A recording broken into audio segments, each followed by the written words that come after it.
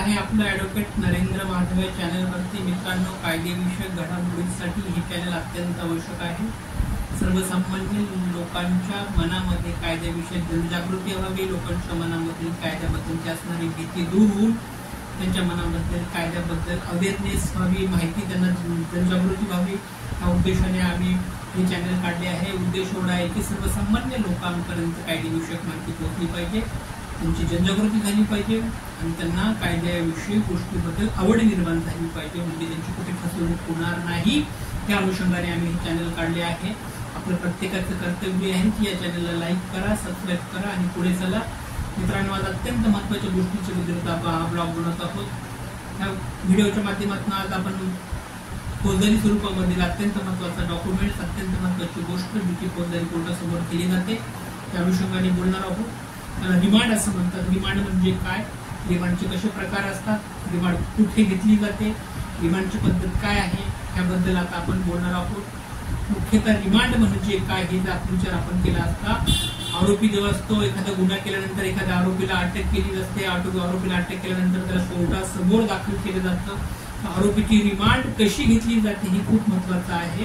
ही एक कायदेशीर प्रक्रिया आहे आणि जो प्रामुख्याने पोलीस तपासण्यासाठी जो आरोपीची ताब्याची जी मागणी करण्यासाठी वापरला जातात, आरोपीचा जो ताबा मागतात त्याला रिमांड असं म्हणतात. रिमांड म्हणजे काय, तर रिमांड म्हणजे पोलीस कोठडीत कस्टडीमध्ये किंवा न्यायालयीन कोठडीमध्ये किंवा मॅजिस्ट्रेट कस्टडीमध्ये किंवा ज्युडिशियल कस्टडीमध्ये मिळवण्यासाठी कोर्टात केलेला प्रॉसिक्युशनसाठी केलेला अर्ज म्हणजे रिमांड असतो. शक्यतो रिमांडचा अर्ज हा प्रॉसिक्युशन किंवा पोलीस अधिकारी करत असतात, सरकारी पक्षांचं ते काम असतं, त्याला रिमांड असं म्हणतात. तर मग रिमांड घेण्याची प्रक्रिया कशी असते, तर रिमांड घेण्याची प्रक्रिया आरोपी जर अटक झाल्यानंतर 24 तासामध्ये त्याला कोर्टामध्ये हजर करणं आवश्यक असतं. आरोपीला 24 तासामध्ये कोर्टामध्ये हजर करावं हे क्रिमिनल प्रोसिजर कोडचं कलम 57 नुसार अनिवार्य आहे. सीआरपीसीचं सेक्शन 57 जर आपण पाहिलं त्यामध्ये अरेस्ट झाल्यानंतर आरोपीला 24 तासामध्ये संबंधित जो काही कोर्ट आहे त्या कोर्टासमोर दाखल करणं अत्यंत आवश्यक आहे. 24 तासात तपास पूर्ण न झाल्यास त्या पोलिसांना रिमांड अर्ज त्या संबंधित कोर्टाकडे किंवा त्या मॅजिस्ट्रेटकडे करावा लागतो. तर पोलिसांना रिमांडसाठी जो अर्ज करावा लागतो तो रिमांडचा अर्ज कसा असतो आपण त्याबद्दल आपण बघूया. की पोलीस अधिकारी, दंडाधिकारी मॅजिस्ट्रेटकडे किंवा कोर्टासमोर एक लेखी अर्ज दाखल करतात, त्याला रिमांड अर्ज असं म्हणतात. त्या लेखी अर्जामध्ये काय काय गोष्टी असतात, एक अटकेची तारीख त्या ठिकाणी असते, आरोपीचं नाव असतं, गुन्ह्याचे स्वरूप, गुन्ह्याची गंभीरता कशी असते, कॉग्निझेबल आहे की नॉन कॉग्निझेबल आहे, गंभीर स्वरूपाचा गुन्हा आहे, त्याचे स्वरूप कसं आहे हे त्या ठिकाणी पोलिसांना मेन्शन करावं लागतं, दाखवावं लागतं.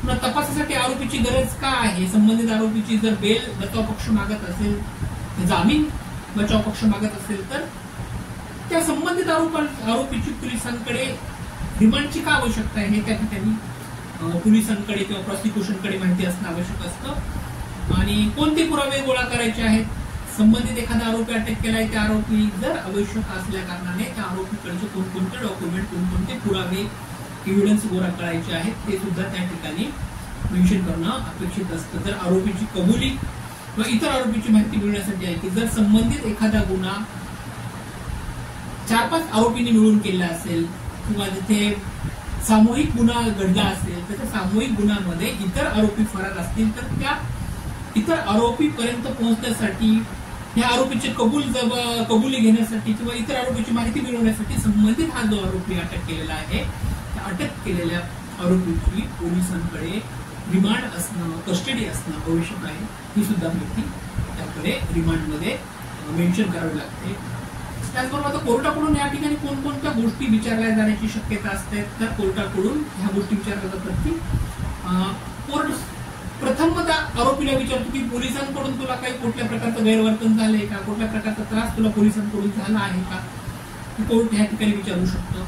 दुसरं आहे की आरोपीला त्यांचा वकील नेमण्याचा अधिकार आहे. जर आरोपीने वकील नेमला असेल तर कोर्ट त्या ठिकाणी आरोपीला सांगतो की तुला एखादा वकील नेमायचा असेल तर त्या वकिलांकडे तू तुझ्या नातेवाईकाच्या माध्यमातून तू अप्रोच हो, त्या वकिलांपर्यंत तू दाखल कर, तुझं वकीलपत्र त्यांना दाखल करायला सांग, असं त्या ठिकाणी कोर्ट त्या ठिकाणी आरोपीला विचारतं. आणि बऱ्याचशा मॅटरमध्ये जर जो आरोपी असतो तो कुख्यात जर आरोपी असेल आणि त्याला जर वकील भेटत नसेल तर त्या ठिकाणी बऱ्याच वेळेला कोर्टाची ड्युटी बनते, लिगल एड त्या ठिकाणी मिळवून देणं, कायदेविषयक त्या ठिकाणी मदत देण्याचं काम सुद्धा कोर्टाला त्यावेळेला देण्यात आलेलं आहे.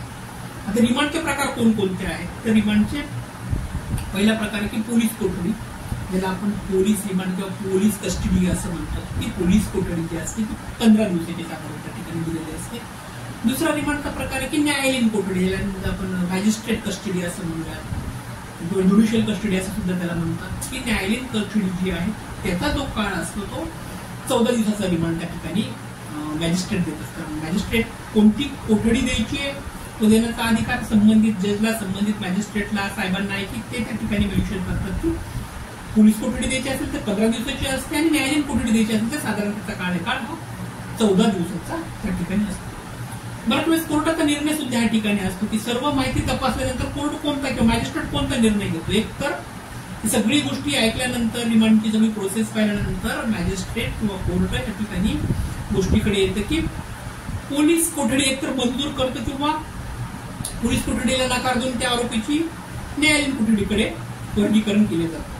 एक, सर्व माहिती तपासल्यानंतर संबंधित असणारे जे मॅजिस्ट्रेट साहेब आहेत ते संबंधित मॅजिस्ट्रेट साहेब सदरील आरोपीला पोलीस कोठडी देतात किंवा आजपर्यंतची जी त्यांनी दिलेली पोलीस कोठडी आहे 24 तासाच्या अंतर्गत नाकारून त्याला न्यायालयीन कोठडी देत असतात. हे सगळं तपासताना त्याच्या गुन्ह्याचं स्वरूप कसं आहे, गुन्ह्याची गांभीर्यता कशी आहे, कॉन्झिनेबल आहे, नॉन कॉन्झिनेबल आहे, गुन्ह्याचा जो प्रकार आहे बेलेबल आहे, नॉन बेलेबल, या सगळ्या गोष्टीवर तर ते अवलंबून असतं. तर तो देण्याचा पावर संबंधित मॅजिस्ट्रेट साहेबांना आहे. न्यायालयीन कोठडी जी की 14 दिवसाची त्या ठिकाणी देण्यात येते आणि पोलीस कोठडी जी की 15 दिवसाची त्या ठिकाणी देण्याचा पावर संबंधित कोर्टाला, मॅजिस्ट्रेट साहेबांना त्या ठिकाणी दिलेला आहे. आता जर संबंधित रिमांड कालावधी संपल्यानंतर पोलिसांना पुन्हा कोर्टात आरोपीला दाखल करावं लागतं. 14 दिवसाची न्यायालयीन कोठडी असेल किंवा 15 दिवसाची पोलीस कस्टडी असेल, ही जी न्यायालयीन कोठडी किंवा पोलीस कोठडीचा कार्यकाळ संपल्यानंतर पोलिसांना परत त्या आरोपीला संबंधित मॅजिस्ट्रेट किंवा कोर्टासमोर दाखल करावं लागतं, हजर करावं लागतं आणि आरोपीचा जबाब रेकॉर्ड केला जाऊ शकतो. त्या ठिकाणी सीआरपीसी 124 अंतर्गत महत्वाचा मुद्दा आहे की आरोपीचा जबाब सुद्धा त्या ठिकाणी रेकॉर्ड करणं आवश्यक आहे. सीआरपीसी सेक्शन 164 नुसार आरोपीचा जबाब रेकॉर्ड करणं आणि तपासणीसाठी जर वेळ लागणार असेल तर डिमांड वाढून घेतली जाते. त्या आरोपीचा जे जबाब रेकॉर्ड केला आहे अजून तपासणीसाठी आरोपीची आवश्यकता पोलीस कस्टडीसाठी असेल किंवा ज्युडिशियल मॅजिस्ट्रेट कस्टडीसाठी असेल तर त्या संबंधित आरोपीला संबंधित कस्टडीकडे द्या असं त्या ठिकाणी प्रॉसिक्युशनच्या किंवा पोलिसांचं मागणी त्या ठिकाणी असतं. आणि तपासणीसाठी अजून वेळ लागणार आहे, अजून वेळ लागण्यासाठी संबंधित जो आरोपी आहे त्याची डिमांड वाढवून द्या अशी रिक्वेस्ट प्रॉसिक्युशन किंवा सरकारी पक्ष त्या माध्यमातून मॅजिस्ट्रेट साहेबांसमोर कोर्टासमोर करू शकतो. बचाव पक्षाचं काम आहे की बचाव पक्ष ह्या ठिकाणी जामीनसाठी अर्ज करू शकतो, ज्याला बेलसाठी अर्ज करू शकतो. बेल आणण्यासाठी अर्ज करण्यासाठी बेल आणि बॉन्डसाठीचा आपण एक वेगळा व्हिडिओ आपण दुसऱ्या एका भागामध्ये बघणार आहोत की त्यामध्ये बेल आणि बॉन्डमध्ये कोणकोणत्या गोष्टी मेन्शन केल्या पाहिजेत, शुअरिटी कशी दिली पाहिजे, शुअरिटीमध्ये काय काय मेन्शन केलं, किती हजारची शुअरिटी त्या ठिकाणी मेन्शन केली आहे, त्याला आपण मराठीमध्ये जात मुचल का म्हणतोय, ते सगळ्या गोष्टी आपण पुढच्या व्हिडिओमध्ये बघणार आहोत. त्या ठिकाणी आपण थांबूयात. आजच्या व्हिडिओमध्ये आपण डिमांड म्हणजे काय, डिमांड किती दिवसाची असते, डिमांडची प्रक्रिया कशी चालते याबद्दल आपण माहिती बघितली. व्हिडिओ आपल्याला आवडला असेल तर नक्की लाईक करा, सबस्क्राईब करा. या चॅनलला लाईक आणि सबस्क्राईब केल्यामुळे कोर्टातली प्रोसिजर, कोर्टाची माहिती, कायदेविषयी उत्तमभूत माहिती आपल्याला सगळी आपल्यापर्यंत पोहोचेल अशी अपेक्षा आपल्याकडे आहे. आपण लाईक करायला अशी अपेक्षा आपल्याकडे आहे. व्हिडिओ बघितला त्याबद्दल धन्यवाद. Thank you so much.